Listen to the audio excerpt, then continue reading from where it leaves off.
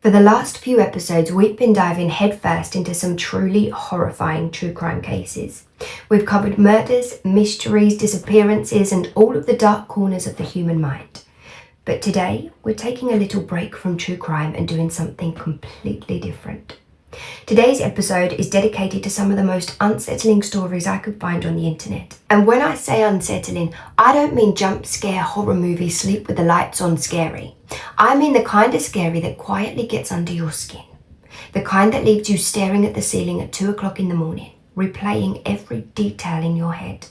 The kind that seems perfectly normal at first, until they aren't.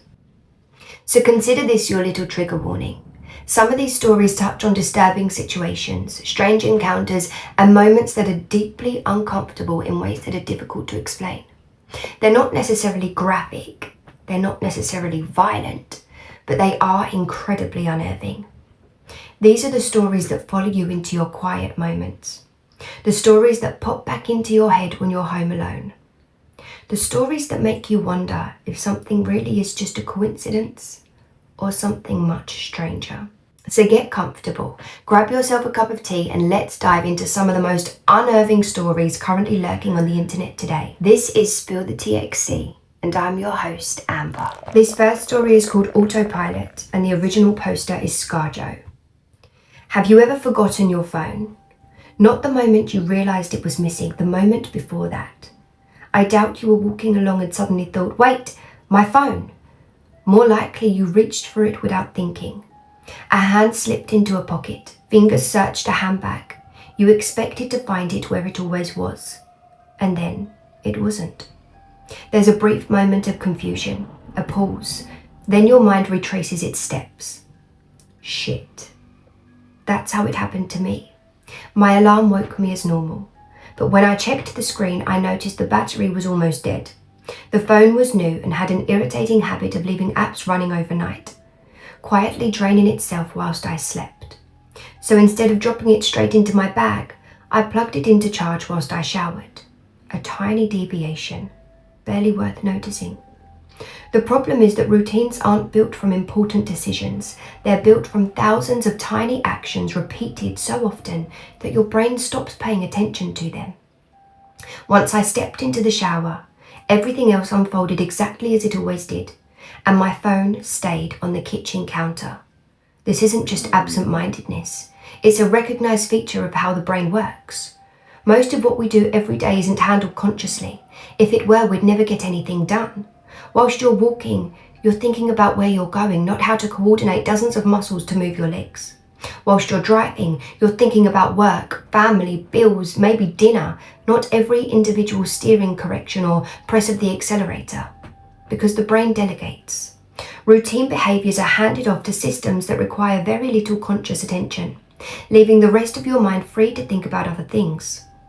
Think about your commute this morning. How much of it do you actually remember? Probably very little. Do something often enough and it becomes automatic. Eventually, the thinking part of your brain stops recording the details altogether. The route is familiar. The process is familiar. Your mind fills in the blanks before you even notice they're there. Most people call it autopilot. The danger comes when something interrupts the routine. If a single step changes, your ability to remember that change depends entirely on whether your conscious mind notices it before the routine takes over. In my case, the routine said my phone was in my bag. The reality was it was charging on the counter. But reality only gets a vote if you're paying attention. And I wasn't. I showered, I shaved. The radio promised another glorious summer's day, and I gave Emily breakfast and loaded her into the car. She was adorable that morning, complaining about the bad sun shining through the window and saying it stopped her having a little sleep on the way to nursery. And then we left. Everything else happened exactly as it always did. My phone remained on the counter, charging silently, but my brain no longer knew that. As far as the routine was concerned, the morning had been completed correctly. The phone was in my bag. Emily was in the car. I was on my way to work. Autopilot engaged. The day was already sweltering. The sun had been blazing since long before my traitorously absent phone woke me. The steering wheel was almost too hot to touch when I got in. I vaguely remember hearing Emily shift in the back seat, moving away from the sunlight behind my shoulder. Then I drove. I got to work, submitted the report, sat through the morning meeting. It wasn't until I stepped out for coffee and instinctively reached for my phone that the illusion cracked. My hand found an empty pocket. My thoughts retraced to the morning. The low battery, the charger, the kitchen counter. My phone was at home. Autopilot disengaged. And that's the thing people misunderstand about forgetting. Nobody suddenly remembers something they've forgotten, not without reason. Until that moment, until your hand reaches for the phone, the wallet, the keys, the routine remains intact. Your brain continues treating the exception as though it never happened. It isn't negligence, it isn't carelessness, it's a system doing exactly what it was designed to do. My brain wasn't telling me I'd forgotten my phone. It was telling me my phone was in the bag. Why would I question that? Why would I check? Why would I suddenly remember something my own mind had already filed as completed? The routine had spoken, and I believed it. The afternoon baked beneath the relentless sun. The hazy warmth of the morning gave way to something harsher, something heavier. Heat shimmered above the roads. People abandoned hot drinks for iced ones. Jackets disappeared. Sleeves rolled up. Air conditioning became a necessity rather than a luxury. And outside, parks filled with sunbathers and barbecues. Inside, office workers thanked God for climate control. Eventually, the workday ended. Still annoyed about my forgotten phone, I drove home. The heat had soaked into the car all day, releasing an unpleasant smell from somewhere inside. I remember wrinkling my nose as I pulled onto the driveway, gravel crunching beneath the tyres. My wife was waiting at the front door. "Where's Emily?" Fuck. As if the phone wasn't bad enough.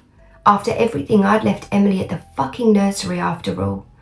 I immediately sped back to the nursery. I got to the door and started practicing my excuses, wondering vainly if I could charge my way out of a late fee. I saw a piece of paper stuck to the door. "Due to vandalism overnight, please use side door, today only." Overnight? What? The door was fine this morning. I froze. My knees shook. Vandals. A change in the routine. My phone was on the counter. I hadn't been here this morning. My phone was on the counter. I'd driven past because I was drinking my coffee. I'd not dropped off Emily. My phone was on the counter. She had moved her seat. I hadn't seen her in the mirror. My phone was on the counter. She had fallen asleep out of the bad sun. She didn't speak when I drove past her nursery. My phone was on the counter. She had changed the routine. My phone was on the counter. She had changed the routine and I'd forgotten to drop her off. My phone was on the counter. 9 hours. That car, that baking sun, no air, no water, no power. No help, that heat, a steering wheel too hot to touch, that smell. I walked to the car door, numb, shock. I opened the door. My phone was on the counter and my daughter was dead. Autopilot disengaged. That might actually be the most unnerving story I've ever read, and I think a lot of parents will probably think the same. I was actually that close to taking that one out of my list because of how unsettling it is, but in the spirit of, stories popping back into your head when you least expect it and haunting you, I thought I should probably keep it in. Maybe against my better judgment. You let me know. This next story is called Her Name Was Emma by A Lack of Coasters. Her name was Emma. That's what everyone called her anyways.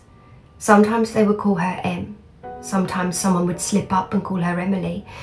She was a part of our group of girlfriends growing up in a large town. Not quite big enough to be a city, but big enough that there was still privacy between neighbours. We called ourselves the Unbreakable Six, because there was me, Summer, Mel, Nina, and Jules. And then there was Emma. Emma started off as a practical joke by the other girls in the 4th grade. It was probably Jules that started it. She was always playing pranks on people. In high school, she even got suspended once for going too far, and then she had to babysit for hours to buy that girl a new cell phone. Or maybe it was Summer. But she always seemed too busy with music or band to think of such an elaborate prank. Or maybe it was Mel and Nina, who were best friends and could have lived without us if I'm honest, always conspiring together like they were twin sisters. Either way, I bought my lunch, cold cut sandwich and carrot sticks and a pint of orange juice, and I walked over to our lunch table. Jules looked excited, waving me over to them. "Lottie, look!" I wasn't sure where I was supposed to be looking. "This is Emma. She moved here from Los Angeles." We lived far inland and into the boonies. Los Angeles was glitzy and glamorous and chic compared to the flat houses and half-rate high school football that was the only real source of entertainment in the area. What? "Los Angeles, dummy," Jules said, rolling her eyes. "She's not in our class, she's in Miss Lark's, but she's in the same grade as us. Isn't that cool?" I still wasn't sure where I was supposed to be looking. I sat down with my tray uneasily, wondering what I was supposed to see. "Who?" Summer jabbed me in the side. "You're being rude," she hissed quietly. Summer was all about rules and manners. "Say hi to Emma." I looked around our table, from Jules to Mel to Nina to Summer, and back to Jules, who was waiting impatiently. I don't know. I was weak. I wanted to fit in. I didn't get it. "Hi, Emma." They seemed to breathe a collective sigh of relief, like I was making everything awkward. "Charlotte's weird sometimes, but her brother has a Nintendo that he lets us play sometimes." They kept on talking, chatting about whatever fourth grade girls chat about, and I ignored it. If they wanted to play that prank, then that was fine. I wasn't going to buy into it. I was always a precocious child. I knew that they were looking for a reaction. And that's how Emma became a normal part of our lives. It was crazy. We would buy her birthday presents and then they'd disappear like they were taken. I wonder how many candle-making kits Jules had piling up in her closet after all these birthdays. One year, Mel even got Emma a really nice, expensive necklace, and that disappeared too. We never went to her house. I asked Nina about it when I was sure that Emma wasn't there. She gave me this scandalized look. "Lottie, don't be rude. Emma's family doesn't have that much money. She's embarrassed to let us come over. She told Mel that, who told me, and it makes total sense. I mean, what she wears all the time. I mean, we still love her. We'll always love her. She's one of us, but don't rub in the fact that we can't go to her house. That's just mean." After I was scolded so wholeheartedly by Nina, I didn't ask again. They were covering their bases really well, and by 7th grade, I had to accept that they were taking this prank all the way. It was weirdly comforting in a way. There was this silent friend that I never saw, but she was always around. We would leave seats open for her, and when we did the buddy system, someone always had Emma, and they had to walk to the bathroom by themselves. And when we decided that we wanted to be lame and come up with a name for our group of friends, we decided on the Unbreakable Six, even though there were really only 5 of us. I was curious in sophomore year of high school when we were having a sleepover. Summer was at band practice late and Emma couldn't make it. She had to work on her science project, according to Mel.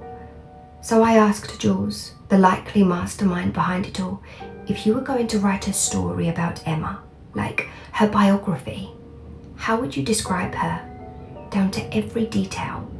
Jules loved stuff like that. She wanted to be a writer someday. "Well, she's taller than you, which isn't hard." I threw a pillow at her and she dodged it deftly. "She's medium build."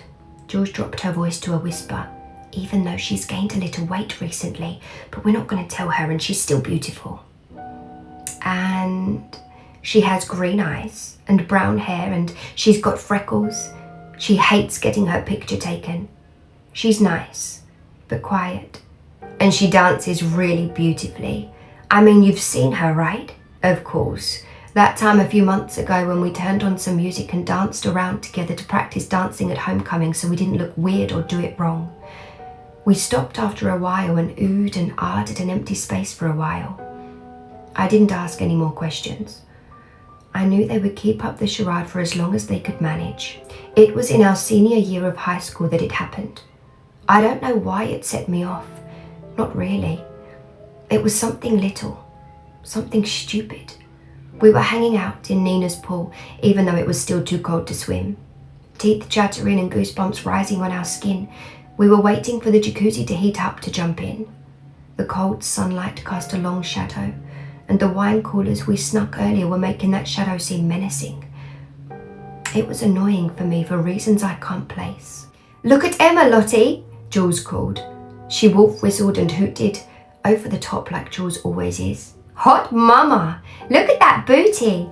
I didn't know where to look, like always. Like for the past 9 years of my life, I didn't know where to look. Since the 4th grade at our lunch table, dancing in Summer's living room, homecoming football games at the park, in class, anywhere. I didn't know where to look because Emma wasn't there. And that's when I snapped. "Fuck Emma!" I screamed. "And fuck all of you! Have you been waiting for this? The moment I completely lose my fucking mind? Well, here it is." I waved my arms around, manic and furious. "Emma isn't real. Emma isn't fucking real!" I looked at their confused faces. "Oh, you're gonna keep this up? I fucking hate you guys. You've always done this, made me the butt of your stupid prank for almost 10 years. 10 years! I slipped a little on the wet concrete, but regained my balance. "Fuck you! I hate you so much!" Tears welled in my eyes. Years and years of pent-up frustration finally spilling over. Emma was some stupid prank that got out of hand, and I can't believe that none of you ever had the balls to tell me. No, you had to keep it going. You had to keep laughing behind my back. It's not fair. Summer was furious. "Lottie, don't fucking be this way. Emma is right there and you're being a bitch. Why are you doing this? Are you mad?" Mel spoke up in a tiny voice. "Lottie, you look hot too. I mean, you look good in your bathing suit too." "Yeah, but don't take your anger out on Emma, God," Nina said, rolling her eyes. Nina walked over to the side of the pool and reached out a hand like she was rubbing someone's back. "It's okay, Emma.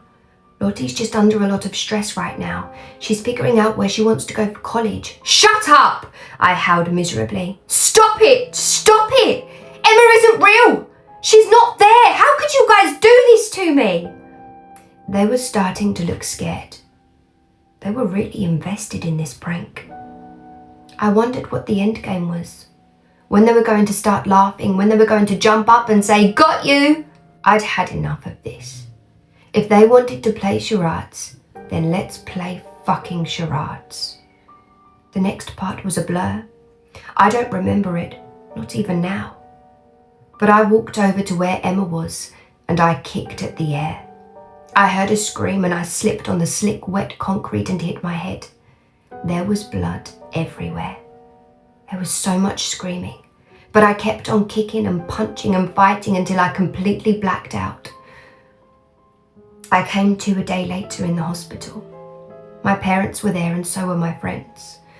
They were pale and tired and miserable looking, and my heart panged. I must have really scared them. When my parents left, Jules approached me. She took my hand and began to cry. The others started crying too. "I'm sorry, Lottie," she wept. "I'm really sorry." It was almost frightening, looking at the way my friends were. They were beside themselves in the privacy of the hospital room, and I started crying too. I wasn't sure why, but I started stammering apologies too, like if we all said sorry, things could go back to the way they were. "I'm sorry," I cried. Summer was the only one who didn't look like she forgave me completely. She looked at me, eyes red and cheeks pink and wobbly-chinned, and said, "Are you?" I didn't have to answer. The nurse came in to change the bandages on my head, and for the rest of the year, no one mentioned Emma. Emma only belonged to our tight-knit group of friends, so there was no mention of Emma. One time, a cop came to the principal's office and Mel and Nina were quick to drag us away. And after the incident, I withdrew from everyone. I didn't talk to anyone. I didn't go to Summer's recital. I didn't go to Mel's birthday party. I didn't do anything. I didn't go to prom.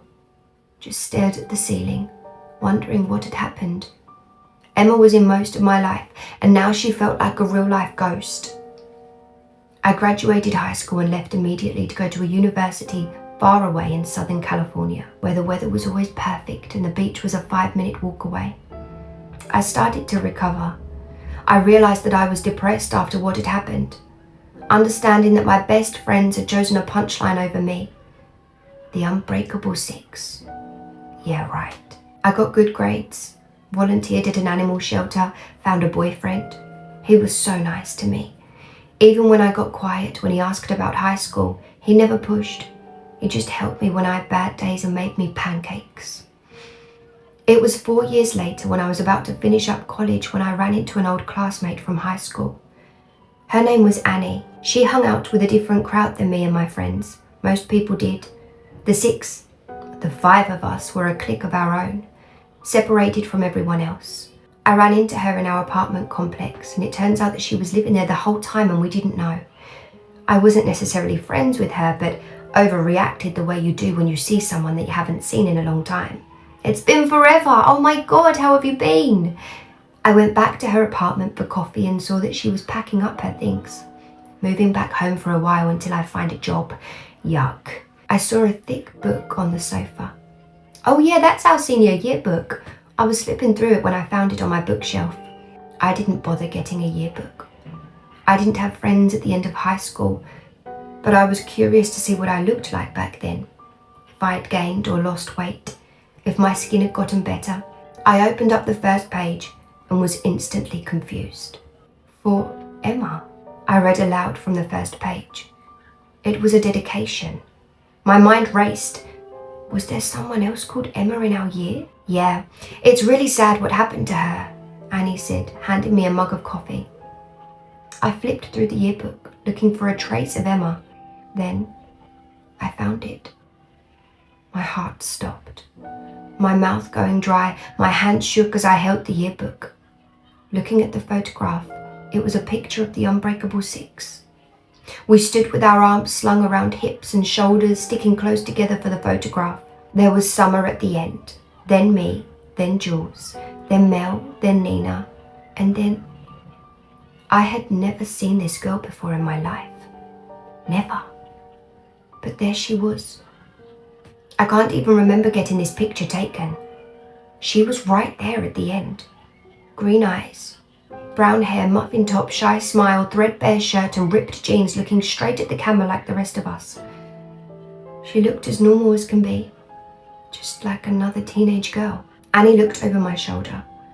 Oh, there you all are. What did you call yourselves again? What happened to her? I couldn't even touch her photograph, just let my shaking finger hover over her face. Annie fell quiet.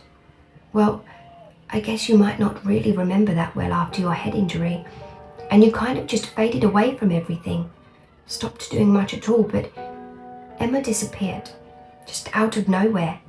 The cops came by once to ask questions, but her parents were both poor and junkies, so no one really cared. Just another girl that disappeared. I left Annie and went back to my apartment, the one I shared with my boyfriend. He took one look at my face and started boiling some water for tea, grabbed a blanket to throw over my shoulders, but I pulled away from him. I locked myself in a room and I stared at the ceiling. I was 18 again, lost and confused. The girl's green eyes haunted me. Emma's eyes haunted me. I went onto Facebook and found my old friends, my best friends, and I told them, please meet me back at home. It's important. I returned back to our big town, little city, went to the nearest Starbucks and waited. They trickled in, one by one. Jules, small-time blogger who works at an Italian restaurant until she made it big. Summer, brown and freckled from band camp, coaching kids for their field shows. Nina, the hot librarian at our old high school. And Mel, her belly swollen with her second child, wedding ring secured to her left hand by her high school sweetheart. My friends were not the same, and neither was I. I cut to the chase. I couldn't spare a moment for small talk. What happened to Emma? They exchanged uneasy glances. They knew this was coming. Nothing, Jules said with finality. Emma wasn't real. She was just a trick, Nina said softly. She was a prank. I figured they might pull this shit. I reached into my bag and slammed the yearbook down on the table, making the drinks rattle and one fall over, spilling tea onto the ground. No one moved to try and pick it up. They stared at the yearbook instead. Emma was real, I finally whispered. Emma was real. What happened to her? Nothing. Cut the crap, Jules, Summer snapped. She turned to me. Lottie, you killed Emma that day by the pool. You went nuts and you kicked her and kept kicking her, and when you slipped and fucked up your head and you bashed her head and she fell in the pool and it was too late to save her and we had to worry about you and... Summer! Jules shrieked, swatting her in the arm. I was silent, absorbing what Summer said. Mel spoke in a tiny voice. Lottie, we weren't going to let you go to jail. I looked up at my friends, tears running down my cheeks. Why? Nina reached across the table and took my hand. She squeezed it, hard. Because we're the unbreakable six. We don't break because one went crazy and another's dead. I excused myself to the restroom and wept for what seemed like hours. It couldn't have been that long, but there were angry knocks on the door from other patrons who needed the restroom. I sat there on the dirty floor, sobbing until I felt like I had cried everything out. And then I came out to where my friends, my best friends, were still waiting. I sat down in my seat and faced them.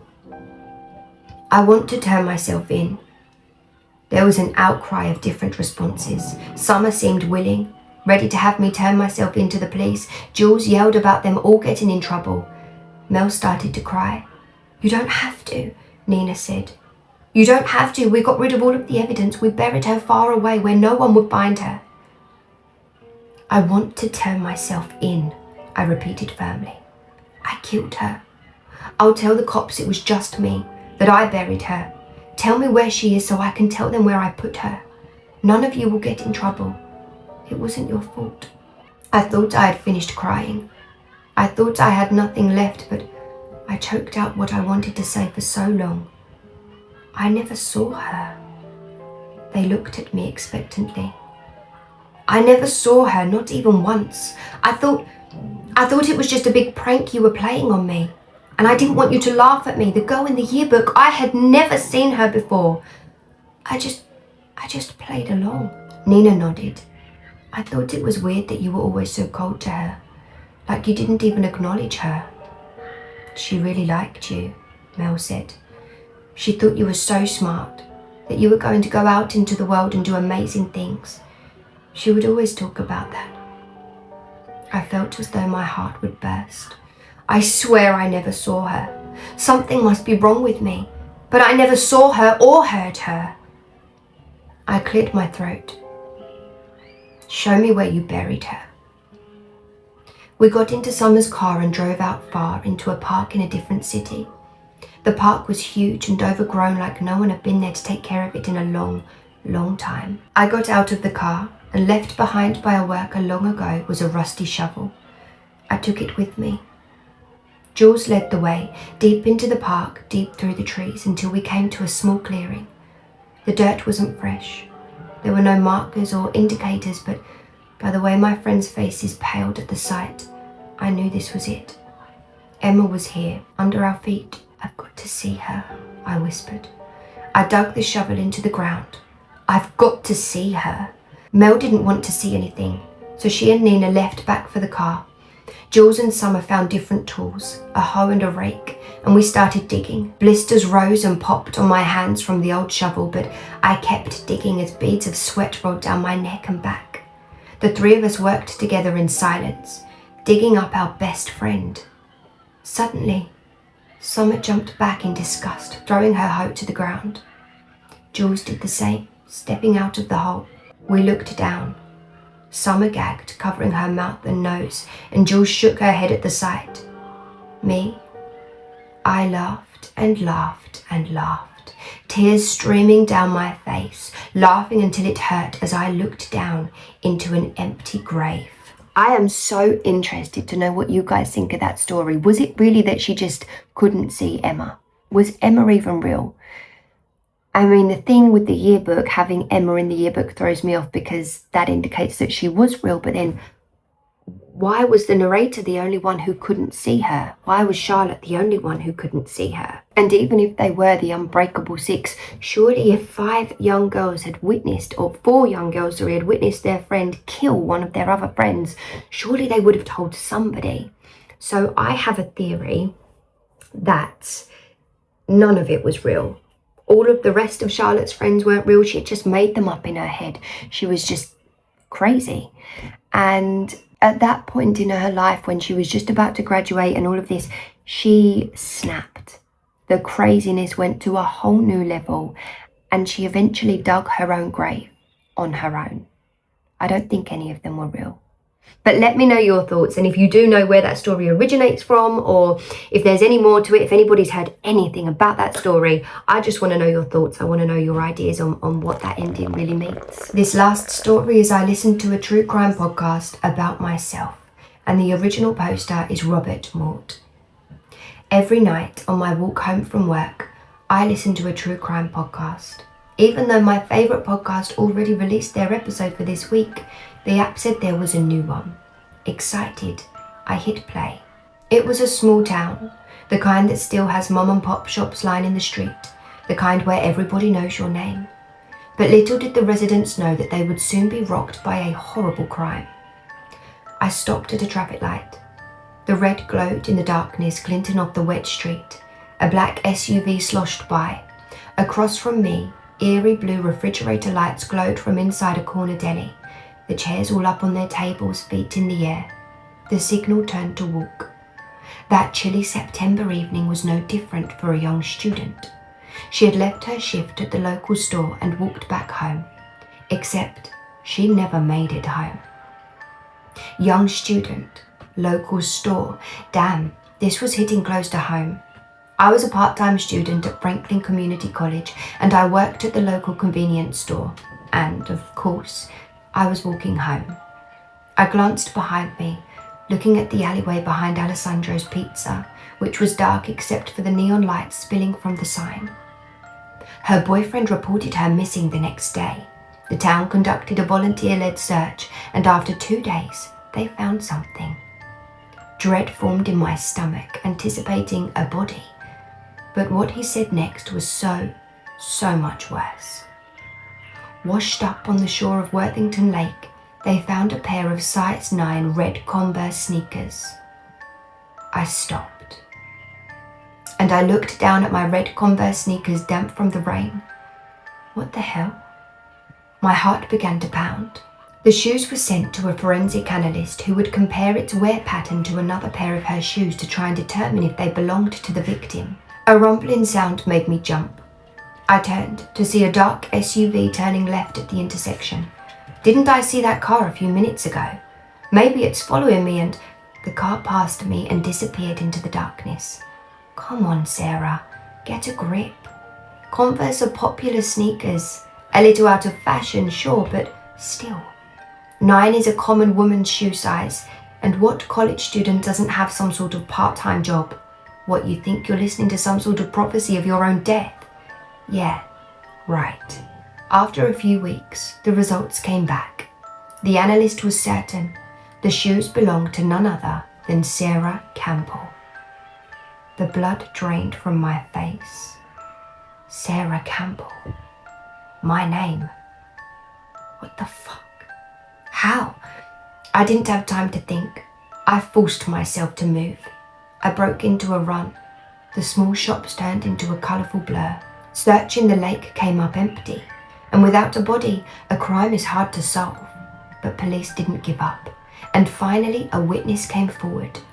Someone had seen a car parked at the lake that night around 2 a.m. A black SUV with darkened windows. No. What the hell is going on? I whipped around. The street was empty. No people, no cars, no witnesses, said the little voice in my head. The one that's watched way too many true crime shows. My eyes scanned the shops. All closed. There were 6 black SUVs matching the witness's description in the Franklin area. But one of them, in particular, caught Detective Nolan's eye. It belonged to John Kelly, a registered sex offender. There was a sound so soft I almost didn't hear it over the voice of the podcast. I whipped around, and there it was. 2 blaring white headlights behind me, and they were coming from a black SUV. I forced my legs to pump faster.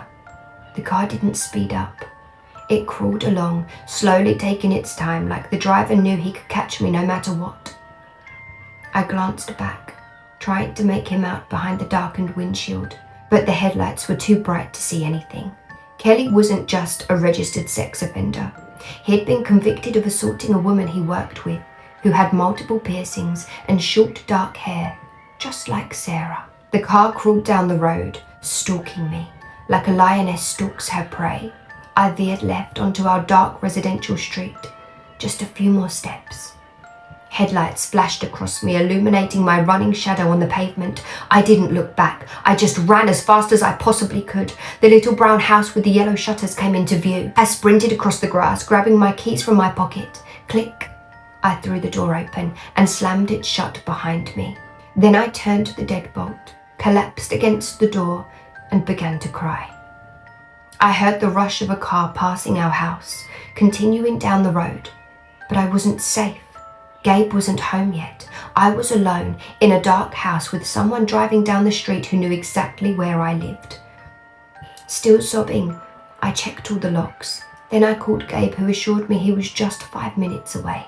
I made my way down the dark hallway and headed into the bathroom. Then I set my phone on the counter, grabbed a clump of tissues, and began to blow my nose. Click. I jumped, whipped around, but it wasn't coming from outside the door. My phone screen lit up. The podcast was still playing. I must have hit it when I put the phone down. It had skipped several minutes forward according to the play indicator. "What do you think happened to Sarah?" the baritone voice asked. I reached for it, to turn it off. Well, she told me she wanted to run away before. I stopped, dead. It was Gabe's voice, clear as day, coming from the speakers. "She did? Why?" the voice asked. She wasn't happy with her grades, her job, her parents. She told me sometimes she'd dream of just moving to some random state and leaving it all behind. I froze, staring at the mirror. I had never said that. Never. Gabe, he was lying. I mean, that was hurtful to me as her boyfriend, you know. I thought we were going to get married someday, but apparently she didn't feel the same way. My heart pounded in my ears. So you think she just skipped town and is happily living her life out somewhere else rather than being abducted or murdered? A pause. Yes, that's exactly what I think. That's all for now. Thank you to our listeners. The outro played. I stared at my reflection. Everything coming down all at once. My mind trying to race and catch up with what it meant. The front door creaked open. Footsteps sounded outside. "Sarah, I'm back!" I backed away from the door. "Sarah?" My eyes fell on the window. I ran over to it, turned the lock, and popped the screen out. Then I swung a leg over, pulled myself through the window, and ran as fast as I could. I didn't stop until I reached the end of the street. Bent over, gasping for breath, I pulled out my phone to call the police. The podcast app was still open. A new episode had appeared. Episode 43, The Search for Sarah Campbell, released just now. My trembling thumb pressed play. The host's voice crackled through the speaker. At approximately 9:17 p.m, Sarah fled through the bathroom window. I dropped the phone. Unfortunately, he continued, that was exactly what her killer expected her to do. She was last seen alive running south on Ashwood Drive. I was standing on Ashwood Drive. I really hope you enjoyed today's stories, whether they left you fascinated, disturbed, or just a little bit reluctant to walk home alone tonight. As always, I would love to hear what you think. Do you prefer the true crime episodes, or are you more into the internet's strangest, darkest, and most stomach-turning stories? Let me know what you think in the comments below. And if you enjoyed the episode, don't forget to like and subscribe because it really helps the show. And on that note, I will see you next week for another episode of Spill the TXC. Until then, stay safe. I love you. Bye.